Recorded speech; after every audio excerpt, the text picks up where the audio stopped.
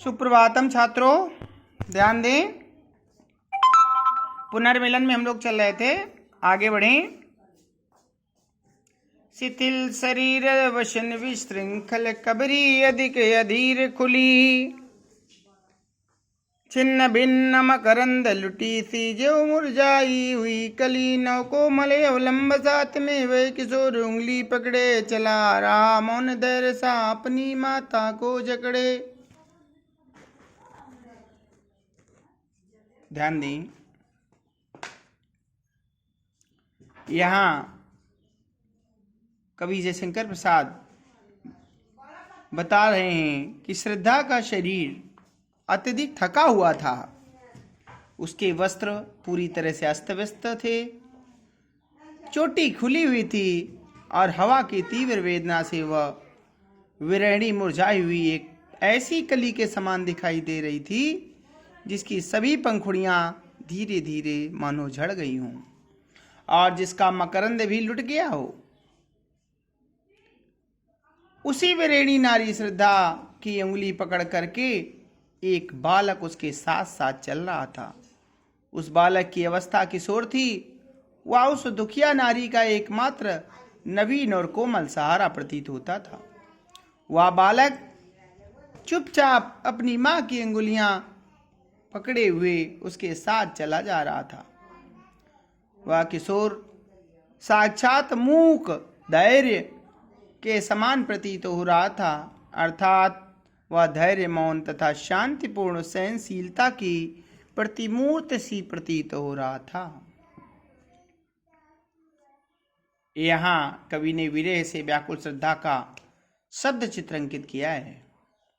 कली की टूटी हुई पंखुड़ियों के साथ श्रद्धा के जर्जर अंगों की लुटे हुए मकरंद के साथ श्रद्धा के नष्ट हुए माधुर्य की और कली के मुरझा जाने के साथ श्रद्धा के उपेक्षित सौंदर्य की तुलना की गई है। भाषा परिमार्जित खड़ी बोली, वियोग श्रृंगार, प्रसाद गुण, अनुप्रास तथा उपमा अलंकार। पुनः आगे बढ़ जाएं।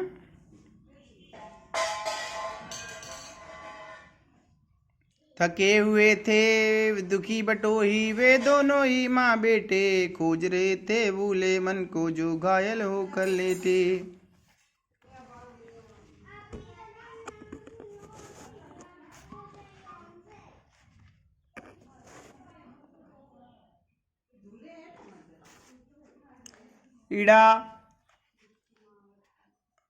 इड़ा आज कुछ द्रवित हो रही, दुखियों को देखा उसने, पहुंची पास और फिर पूछा तुमको बिसराया किसने।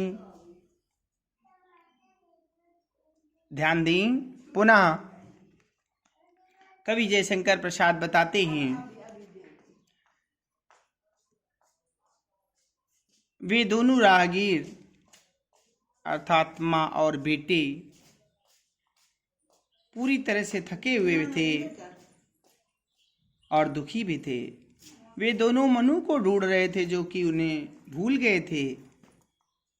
श्रद्धा ने स्वप्ने मनु को घायल और मरणासन अवस्था में देखा था। उसके विचार में मनु घायल होकर लेटे हुए थे। यह सब देखकर इड़ा का हृदय पसीज उठा था। उसने करुण भाव से उन दोनों को देखा और उनके पास पहुंच गई। श्रद्धा के पास जाकर उसने प्रश्न किया कि तुम्हें किसने बुला दिया है और तुम किसे ढूंढते घूम रही हो। यहाँ कवि ने श्रद्धा के हृदय के आंतरिक प्रेम के अलौकिक रूप को अभिव्यक्ति दी है। भाषा खड़ी बोली, विप्रलंब श्रृंगार, प्रसाद गुण, अनुप्रास अलंकार। पुनः आगे बढ़ते हैं।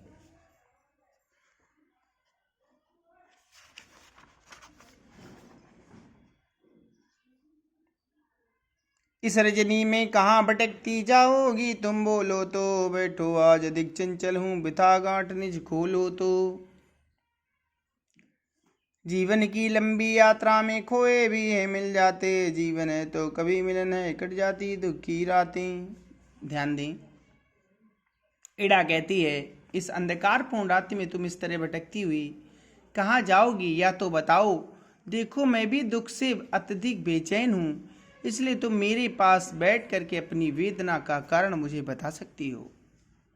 इड़ा उसे धैर्य प्रदान करती हुई कहती है कि जीवन की यात्रा बहुत लंबी होती है, अर्थात जीवन काफी लंबा है। इस लंबी जीवन यात्रा में जो हमसे बिछड़ जाते हैं वो कभी ना कभी अवश्य कहीं ना कहीं अवश्य हमें मिलते हैं। यदि जीवन है तो मिलन भी अवश्य होता है, अतः किसी के बिछुड़ने से बहुत चिंतित नहीं होना चाहिए। धीरे धीरे दुख की रात्रियां स्वतः ही समाप्त हो जाती हैं।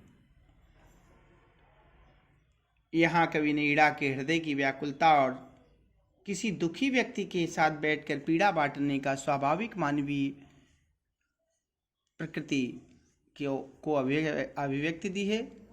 भाषा खड़ी बोली, शांत रस, प्रसाद गुण, अनुप्रास और रूपक अलंकार। आप इसे लिखते जाएं फेयर कॉपी पर और आगे पाठ्यक्रम को अच्छे से पढ़ते जाएं।